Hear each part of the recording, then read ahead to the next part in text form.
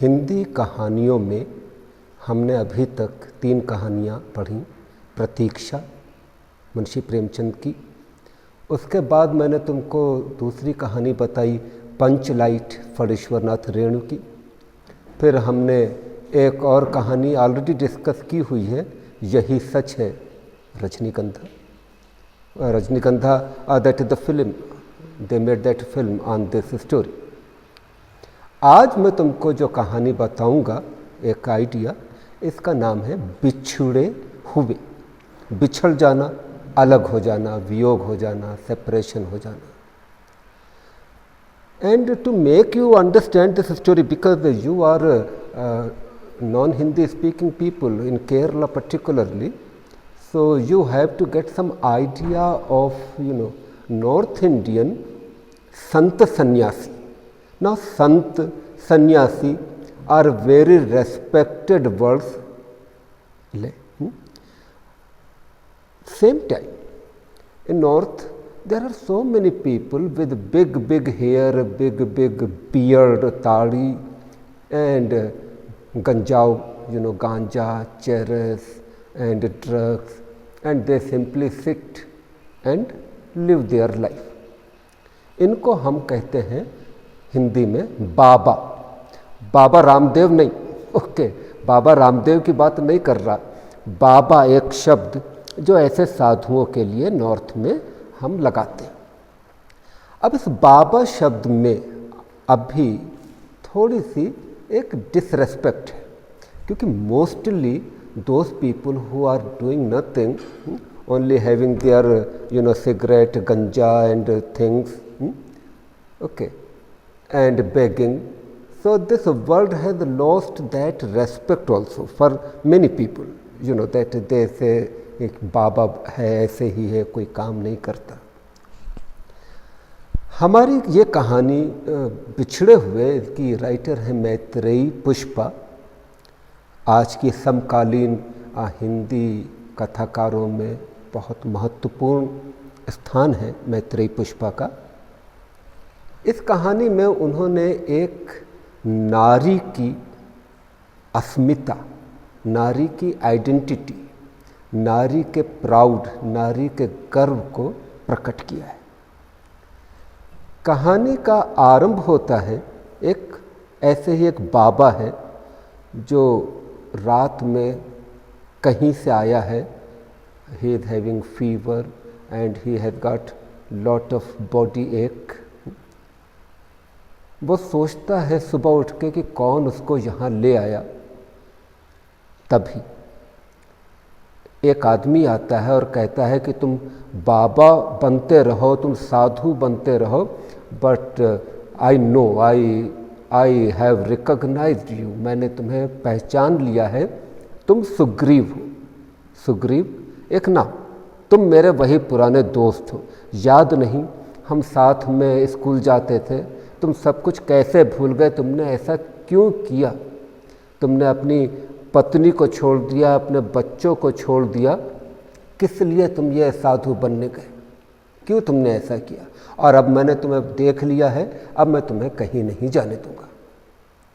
ये कहकर वो व्यक्ति बाहर चला जाता है और ये बाबा अपने जीवन के बारे में सोचने लगता है कि इसने मुझे पहचान लिया और मैं इस गांव में क्यों आया, मेरा भाग्य इस गांव में मुझको ले आया, ऐसा क्यों हुआ। अब उसको याद आता है कि वो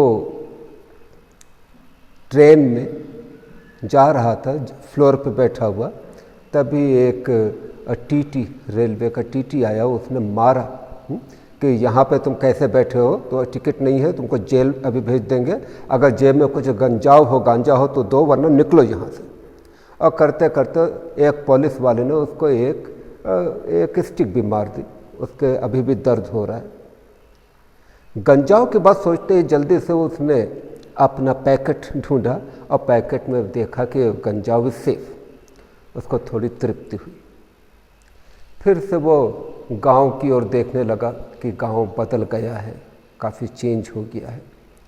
अब वो सोच रहा है कि मैं कैसे भागूं। उसके मन में ये है कि मैं सन्यासी हो गया हूँ, मैंने अपनी पत्नी को छोड़ा, बच्चों को छोड़ा। लेकिन यहाँ पे एक डिफरेंस है, ये गौतम बुद्ध की तरह संन्यास लेना नहीं है। ये व्यक्ति Sugriva, he was just an escapist. घर में पैसा कम है, लेकिन इसको अपने खर्चे चाहिए, अपना गांजा चाहिए, अपनी सिगरेट चाहिए, अपनी शराब चाहिए। और अंत में एक दिन इसने सोचा कि क्या पत्नी और बच्चों के साथ रहना, और मैं साधु बन जाऊंगा। और ये साधु बन के निकल गया। इसकी जो छोटी सी भूमि होगी, लैंड होगी, वो और पत्नी और दोनों बच्चे, जो भी बच्चे उसके थे। पत्नी ने सोचा कि ये गंगा में डूब गया है। गंगा के किनारे पत्नी बहुत दिन ढूंढती रही, कुछ नहीं हुआ। आज जब ये वापस आया है तो इसको अपनी पत्नी की आवाज़ें सुनाई दे रही हैं। तभी इसको पता चलता है कि आज जब वो पहुंचा है अपने गांव और उसकी बेटी की शादी होने जा रही है, बेटी का विवाह है। गांव से कई लोग आ जाते हैं उससे मिलने के लिए और कहते हैं कि सुग्रीव, ये बड़े भाग्य की बात है कि तुम आज ऐसे शुभ समय पर आए हो, अच्छे टाइम पर आए हो जब तुम्हारी बेटी का विवाह है। कुछ लोग उसकी बेटी को ले आते हैं। इधर ये सुग्रीव तो अभी एक स्वामी शतानंद ऐसा नाम है, स्वामी बन के अपने पद्मासन में जैसे सन्यासी बैठते हैं, बैठा हुआ है, आंखें बंद हैं। तभी उसको एक आवाज़ आती है कि अपने पिता के पैर छू। ये सोचता है एक बार अपनी बेटी को देख लूं। बेटी पैर छूने लगती है तो इसको लगता है कि मैंने संन्यास ले लिया है, अब मुझे कोई भी मोह माया, कोई बंधन मुझे नहीं चाहिए। बेटी का स्पर्श होता है तो इसको अपने बदन में कुछ लगता है। फिर इसको याद आता है कि अगर बेटी का विवाह है तो इसीलिए उसको रात में वो विवाह के गीत सुनाई पड़ रहे थे। फिर इसको लगता है कि गीत गाने वाली उसकी पत्नी ही थी। सब लोग उसकी पत्नी को ढूंढ रहे हैं। पता चलता है कि वो बाहर मार्केट में ये शुगर खरीदने, चीनी खरीदने गई है।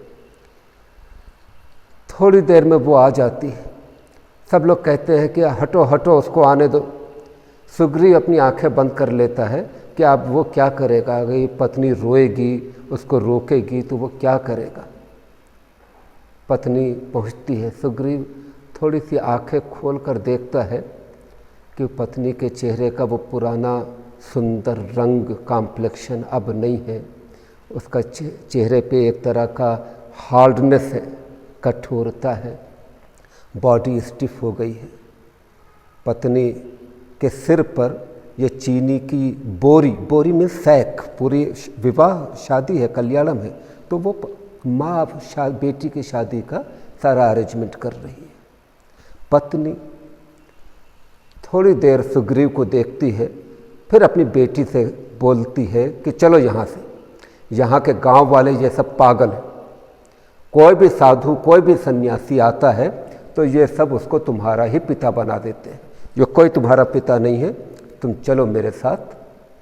और वो अपनी बेटी को लेकर चली जाती है। गांव वाले चुपचाप देखते रहते हैं, सुग्रीव चुप रहता है। इसी मोड़ पर यह कहानी समाप्त होती है। इस कहानी में दो बातें दिखाई हैं।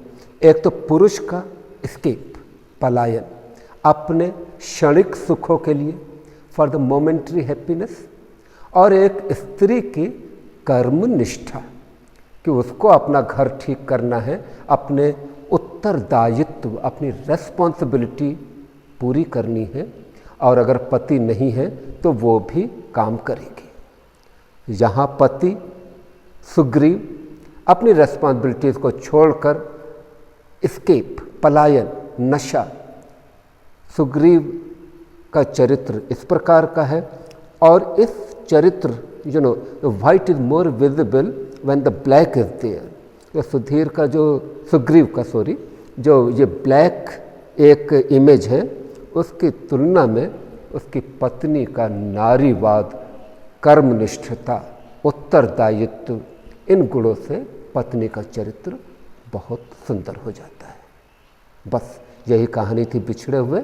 Thank you.